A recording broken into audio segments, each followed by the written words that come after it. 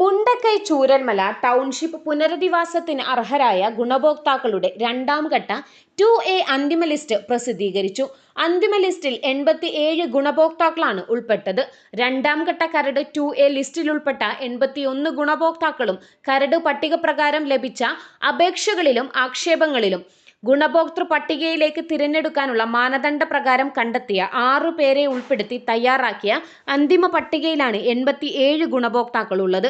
ദുരന്ത പ്രദേശത്ത് വിദഗ്ധ സമിതി രേഖപ്പെടുത്തിയ വാസയോഗ്യമല്ലാത്ത പ്രദേശങ്ങളിൽ സ്ഥലപരിശോധന നടത്തിയാണ് 81 പേരുൾപ്പെട്ട കരട് 2A ലിസ്റ്റ് തയ്യാറാക്കിയത്.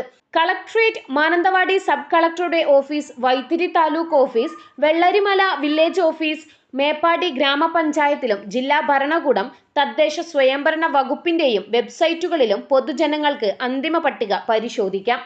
അന്തിമ പട്ടികയിൽ ആക്ഷേപം, പരാതി എന്നിവ ഉള്ളവർക്ക് ദുരന്ത നിവാരണ വകുപ്പിൽ പരാതി നൽകാമെന്ന് ജില്ലാ ദുരന്ത നിവാരണ വിഭാഗം ചെയർപേഴ്സൺ കൂടിയായ ജില്ലാ കളക്ടർ DR മേഘശ്രീ അറിയിച്ചു.